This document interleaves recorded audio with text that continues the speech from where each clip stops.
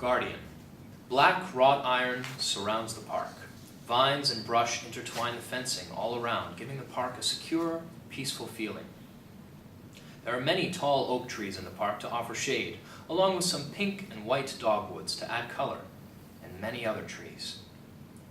Many families on blankets and throws enjoy the bright day on the open green expanse. However, there are others who use the shade provided by the wondrous trees. The entrance is through two open wrought iron gates that swing onto a stone pathway, which leads by several benches spaced several yards apart. Abigail Benny is on one of those benches. She watches the children play. Her smile activates the wrinkles on her face. She holds her clutch purse on her lap with her hands. Her cane hangs on the walker off to the side. The dirty tennis balls on the front of the walker have seen a lot of travel, and the basket holds the remnants of a fast food lunch. Abigail watches a father push his 5-year-old daughter on the swing. "Higher," the little girl urges.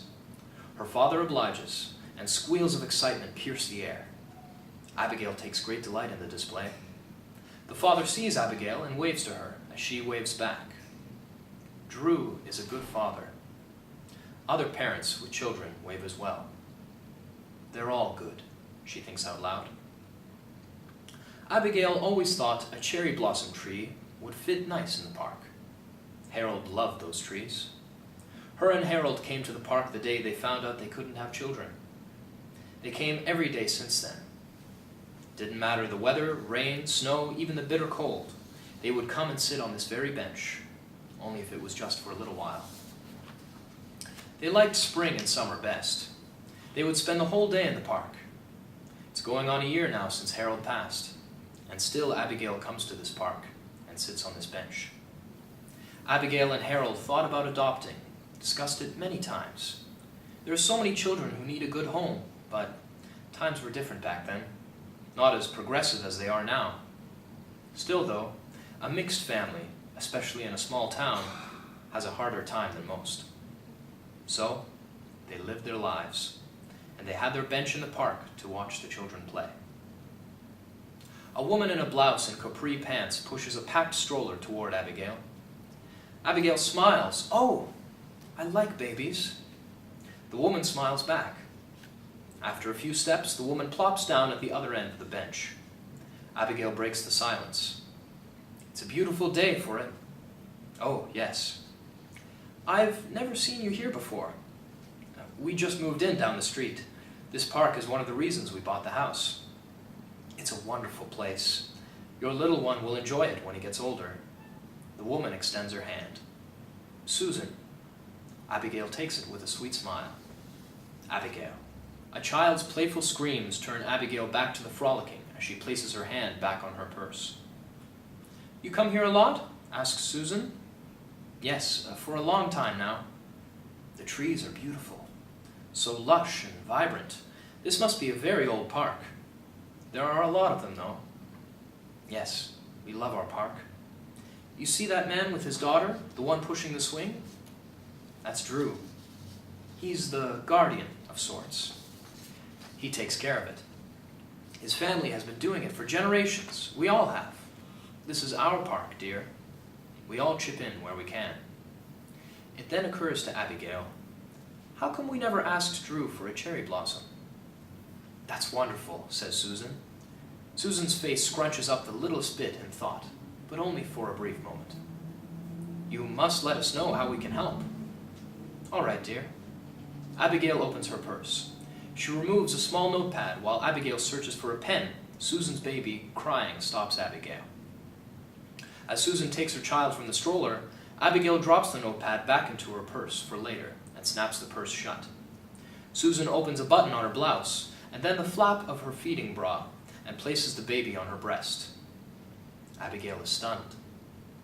"Look, Daddy," yells Drew's daughter. Abigail turns her gaze out into the park. Drew stops his daughter's swing and hurries her to a blanket where the mother is on her stomach reading a book. Other parents hurry their children away. Some put their hands over their children's eyes and walk them out of sight of Susan. After a few moments, the joyful noises end. Abigail looks at Susan. "Excuse me, dear, but would you mind covering up?" "Why?" asks Susan. Her indignant tone is not lost on Abigail. "I have every right to breastfeed my child." "Of course you do, honey, but not everyone wants to see it." "Then don't look." "But there are children. Show some respect. We're not animals. I'm just asking." "Look, I don't care what you're asking. How about respecting me, what I want to do? You don't like it? Leave. Look away, whatever.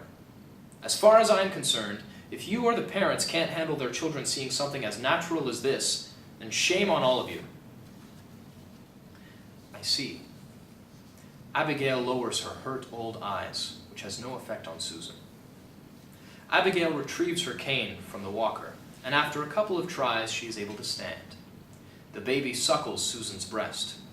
Susan ignores Abigail as she places her purse in the walker basket and hangs her cane on the crossbar. Abigail starts her slow journey on the stone path toward the gate. Susan's attention is on the now empty play area. She shakes her head with disappointment. Abigail is slow as she walks by Susan, who refuses to acknowledge her. Susan surveys the park. All the families are on their blankets or fold-up chairs. The parents have placed the children so their backs are to Susan, but the adults intensely watch her.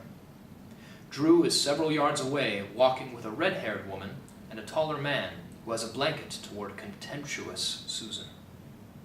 Out loud she says, "Great." Then to herself, "So much for progress. Small town backward humps. Good luck in getting me to use that blanket." Abigail's soft voice off to Susan's side grabs her attention. "Oh, dear."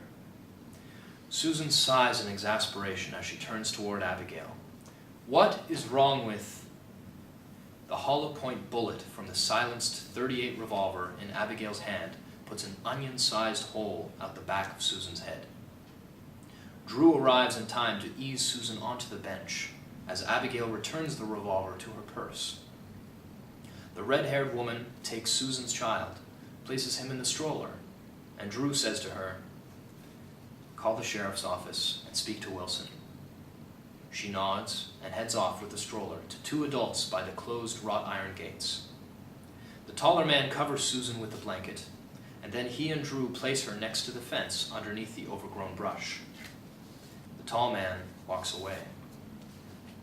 A stiff breeze rustles the leaves of the strong oaks and sways the branches. Abigail delights in the wonder of plush dogwood petals that rain down on the children and parents once again in playful joy. Abigail closes her eyes and smiles. An expectant Drew turns from Susan under the brush. "Well?" "Make it a cherry blossom this time."